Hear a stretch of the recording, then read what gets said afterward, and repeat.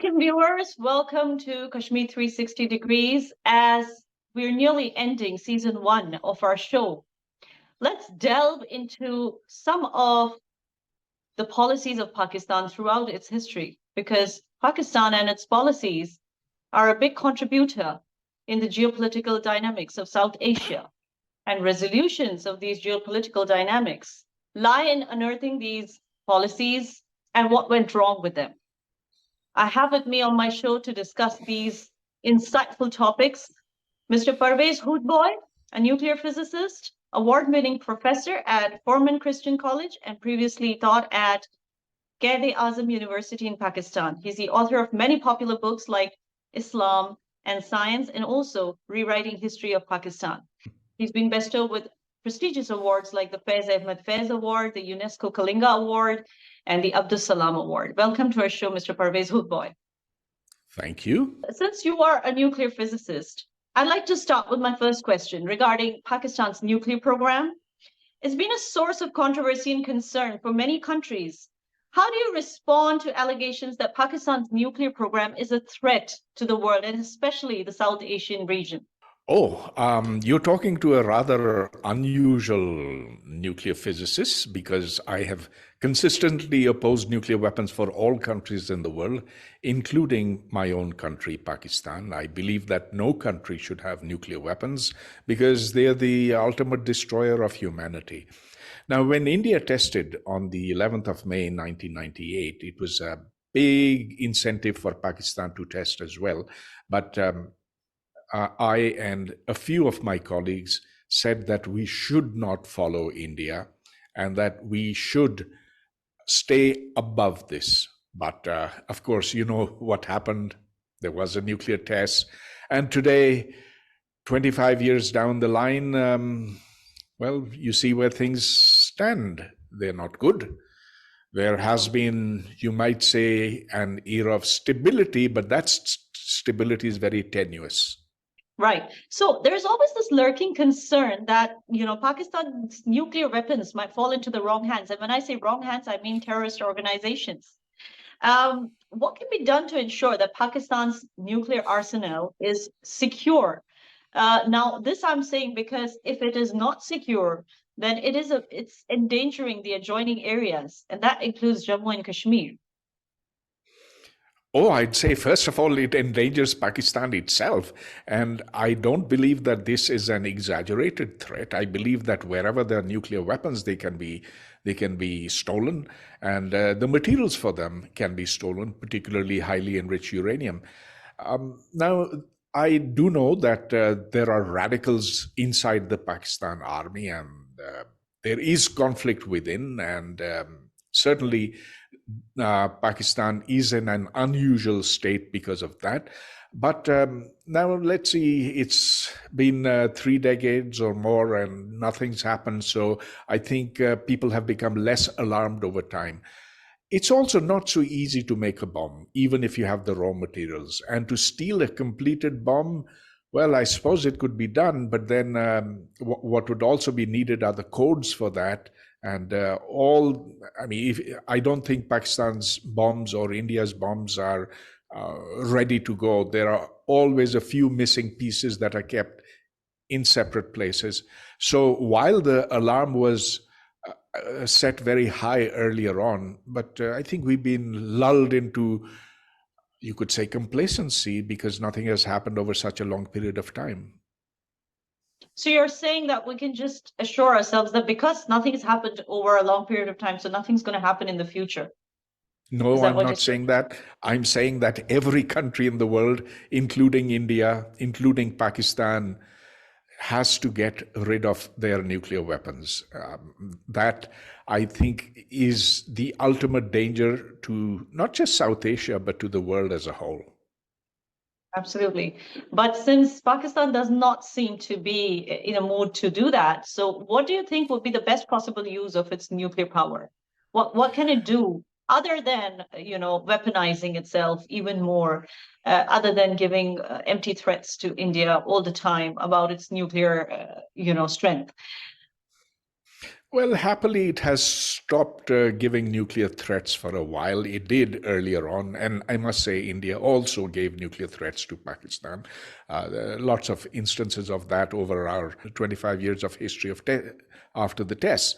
But I think that the time now is for Pakistan to concentrate upon its economic development, to look at its enormous social problems, and to basically keep the country together. We're in a big political mess, an economic mess, and nuclear weapons aren't going to solve that. We saw that in the case of the Soviet Union, which had 30,000 nuclear weapons but fell to pieces.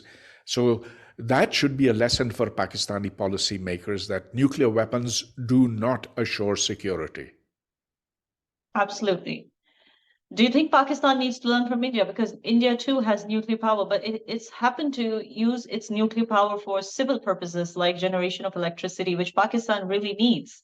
Don't you think it's a better idea for Pakistan to use its nuclear for civil purposes, especially considering that many regions in northern Pakistan have no electricity, power cuts for like more than 3 or 4 days at a stretch?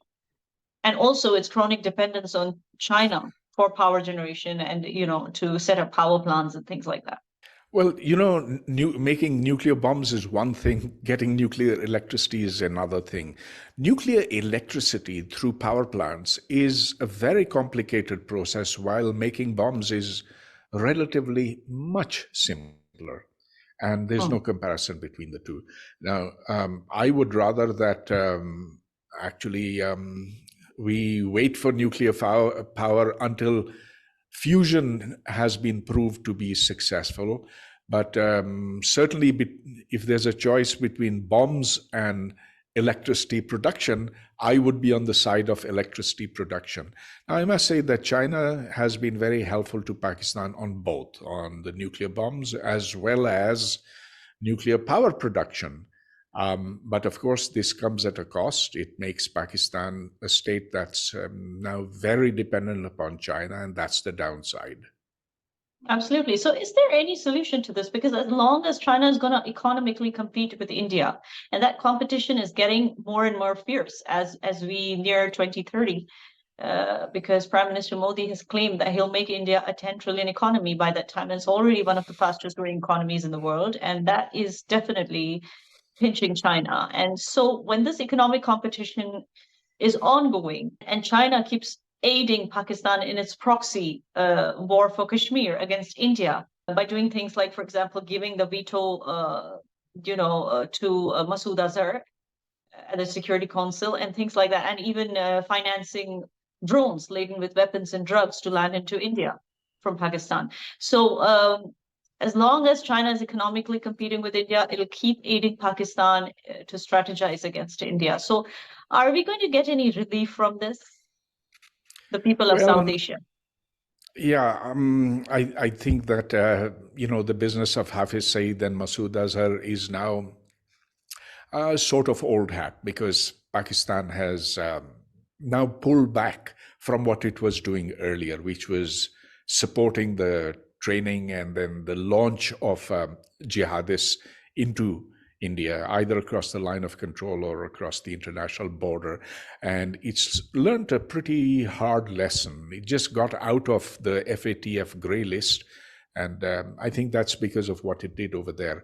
But in terms of positioning itself as an aid of, as an ally of China, I don't think that's a very good thing for Pakistan to do because of the dependency it has created. And secondly, I don't think that India and Pakistan need to be in a hostile relationship with each other. They have been, but now it's time to get out of that. And Pakistan is failing on multiple counts, and most seriously on the economic front, because there's so little production. There's a lot of consumption, and artificially the living standards in Pakistan are probably better than in India, at least for the middle class or the upper classes. But that's not the way to go. We have to stop taking loans. We have to develop industry. And that can only be done if we change our education system. So I'm among the not very many people who've been asking for a change of direction for a very long time. What change of direction are you looking at? What exactly do you think should be achieved in terms of education in Pakistan to change the volatile situation? Oh, I think we need to get away from the indoctrination and the excessive Islamization that we've forced upon our people. Our regular school education is beginning to resemble madrasa education, and that's recipe for mass stupidification. And that's why we have not been able to develop working institutions, industries, and that's why we are so far, far behind India. And that's what I keep telling people here. But I guess it's not had too much effect. Look, I think what we need most of all is peace between India and Pakistan. And that means that we've got to start talking with each other. Now, the insistence of Pakistan that we need to solve Kashmir first is, I don't think that's the right way to go. Kashmir is an issue. Let it remain an issue for a very long time. Let time settle it. It's time now for India and Pakistan to start behaving as normal neighbors, and let the bitterness of partition pass by. After all, it's been 75 years. Yeah, but do you think that Kashmir really is an issue, or that was being made into an issue by Pakistan? Because what we really see, Mr. Hoodbhouy, globally, is that a lot of noise comes from the Pakistan origin Kashmiris of Pakistan or Pakistani origin. So when you look at all these protests that happened outside India and Pakistan, in countries like the UK, for example, or the US, when you have these so-called Kashmiris holding banners and protesting outside the Indian High Commissions, they're usually Pakistani origin Kashmiris. They're not Indian origin Kashmiris. And secondly, the Indian side of Kashmir is marching ahead in terms of progress, which you're aware of, especially after the G20 summit that was held. It was the first international summit to be held in Kashmir in all these years. And it has been vouched by the delegates who attended that they have seen the kind of Kashmir that they saw is certainly not what they heard in the popular narrative. So it's always found that it is the Pakistan side Kashmiris who are rooting for independence for the Indian side of Kashmir. So isn't it like a dispute that's actually being created and fueled by Pakistan? Well, you have to also see that India has militarized Kashmir hugely. And although the reason given for that is that it's the Pakistanis who have been stirring up trouble over there, the fact is that when you divide a country on the basis of a religion, there are always going to be pockets of people who will say that, no, we want to be on this side or we want to be on that side. And so Kashmir is a genuine problem. I will not say that all the ruckus that's being made is because of Kashmiris living outside of India. The fact is that Kashmir is a very heavily militarized state, and it's been that way now for 75 years or so. So this is a genuine problem that needs to be solved in a political way, in a way that minimizes violence. And I have been extremely critical of Pakistan's position on Kashmir, but I won't say that I will support India's position on Kashmir either. Right. Mr. Hoodbhouy, it's really surprising that someone as scholarly and well-researched like you is not aware that since 2021, which was 2 years after the abrogation of Article 370, the Indian government has started offloading the military strength in Kashmir at the rate of more than 50,000 officers per year leaving Kashmir. And also a lot of land that was being occupied by the military is being given up. So just last week, 438 acres of land that was being occupied by the army was given up to the J&K government, the administration. And now it's going to be used for the purpose of tourism and to build an amusement park. That was just the latest news, so I'm telling you, but it's been happening and ongoing since 2021. And isn't it surprising to you that no one makes a noise about this? And an old story which is like 30 years old or 20 years old or 10 years old, a decade old, that there is like lacks of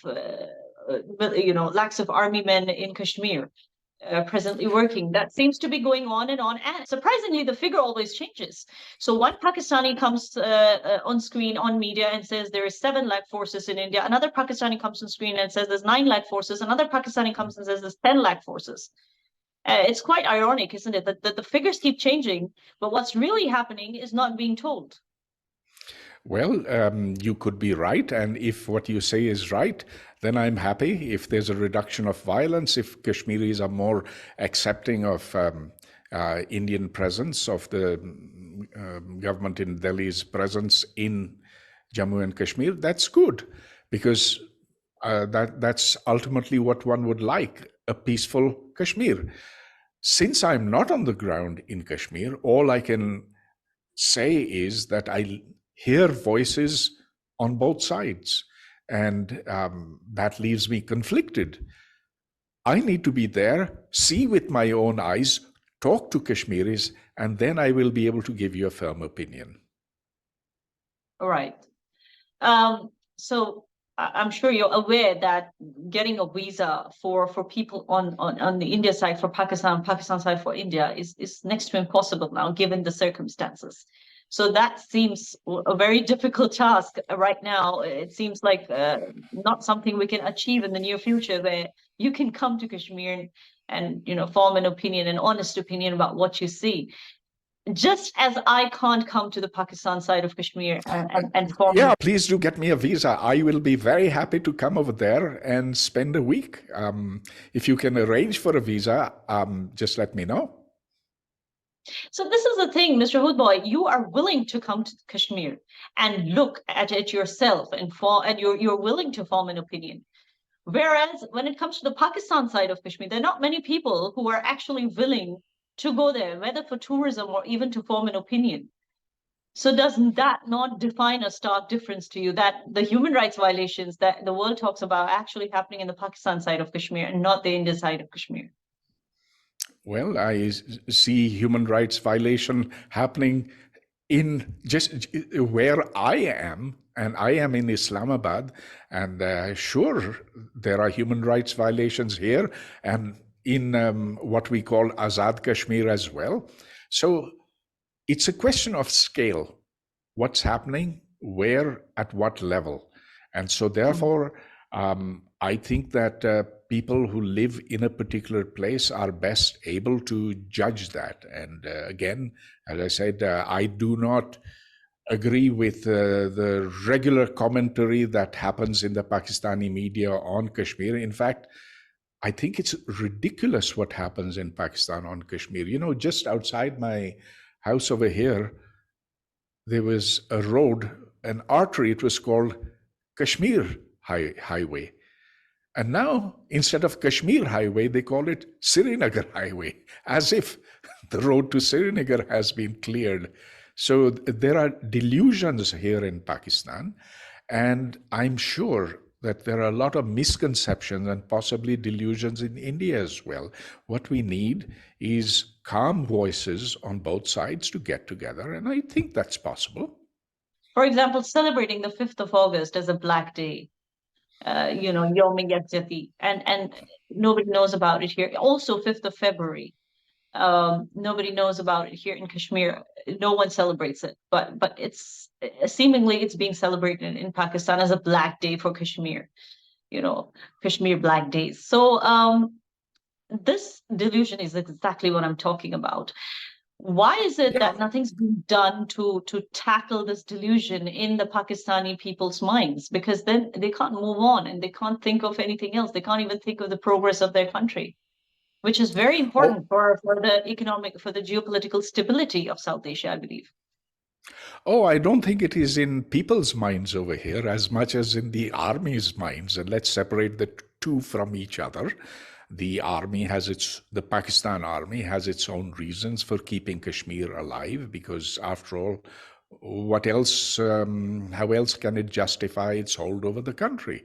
It needs Kashmir as a raison d'etre for its size, for its grip over the country's economy and its political institutions. What will the army do if Kashmir gets solved?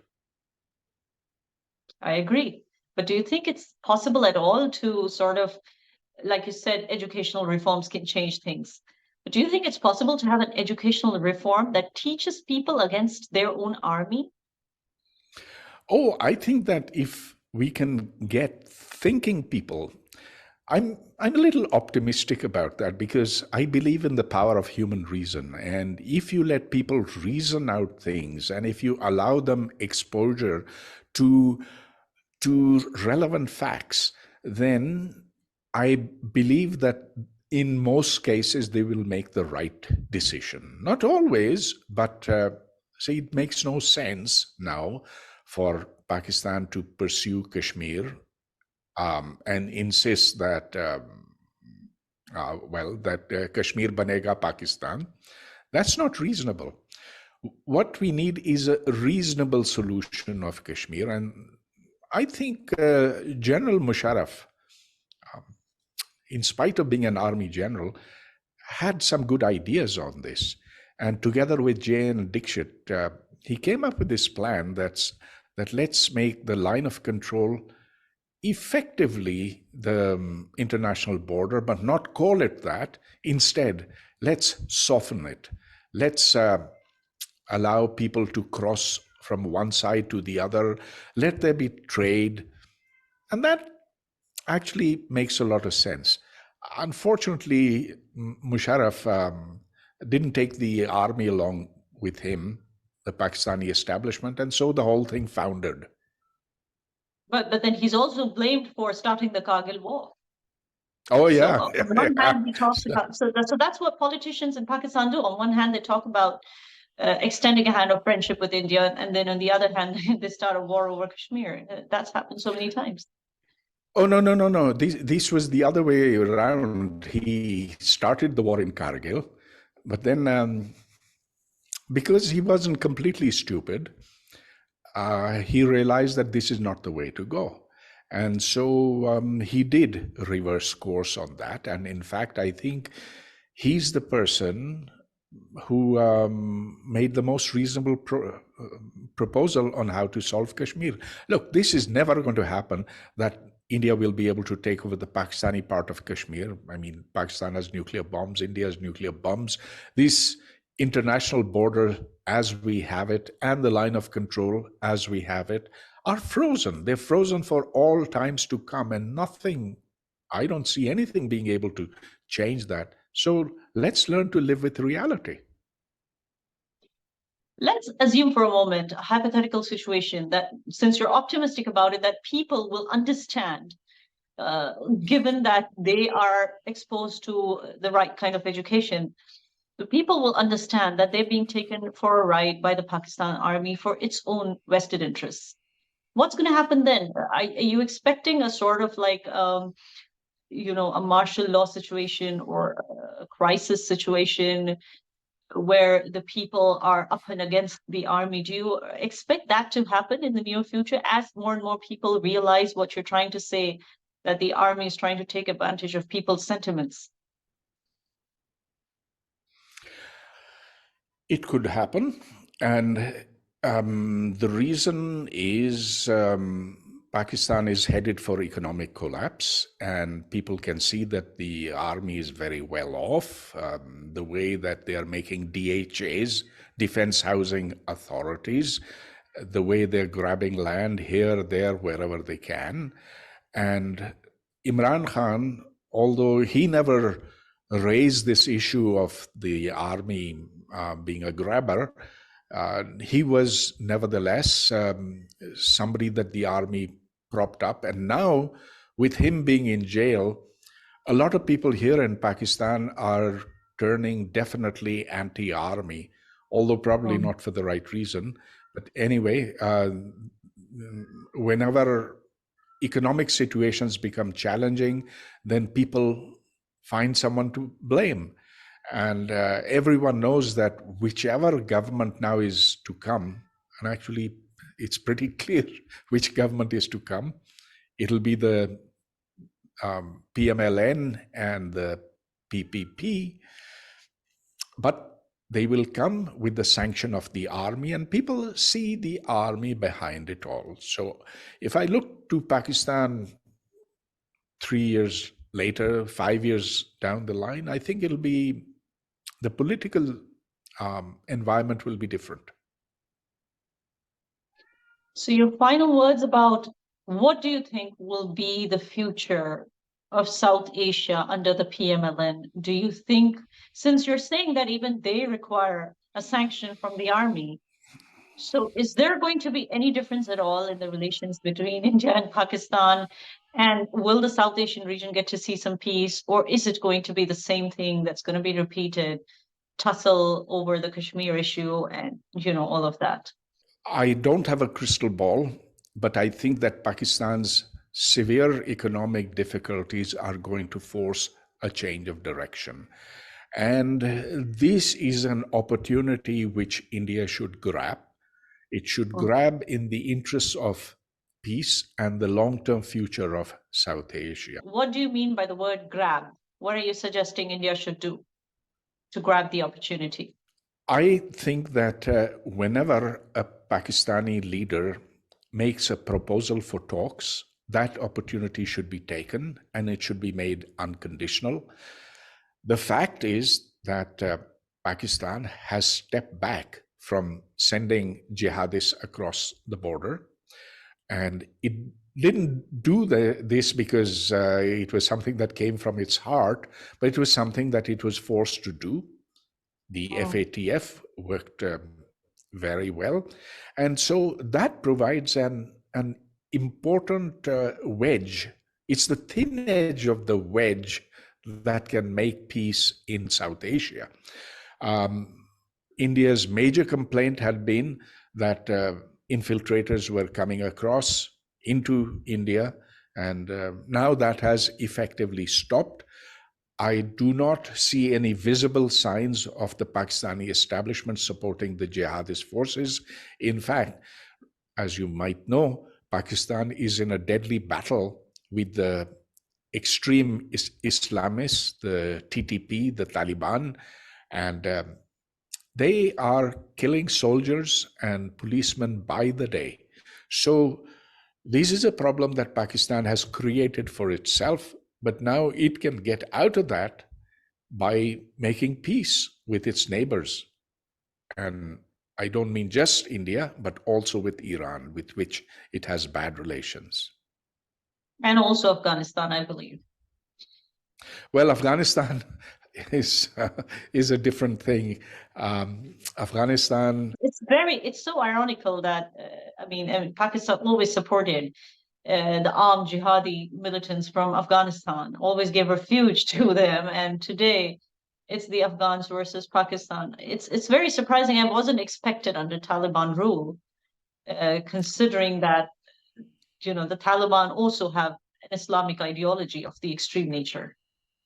Well, this is something that a few people, including myself, had predicted earlier, because the Afghans are very independent-minded, and they say very openly, and they have been saying for a very long time, that we were strong enough to defeat the Soviets, we were strong enough to defeat the Americans, and we are strong enough to defeat the Pakistanis. And if the Pakistanis chose not to listen to it, well, then they should go for a test of their hearing capacity. So what I'm hearing from Mr. Pervez Hoodbhouy is that India must take an initiative to have dialogue with Pakistani leaders. Pakistan must realize that it needs to achieve peace with its neighbors because of its frail economic conditions. But it seems like Afghanistan has other plans for Pakistan, and it seems like the Pakistani leaders have more important things to do, like defend their soldiers from the Afghans. from the Taliban. So thank you so much for being on this show, Mr. Pervez Hoodbhouy. Thank you for your insightful words. And thank you so much, dear viewers, for tuning in with us. And stay tuned for more shows from Kashmir 360 Degrees.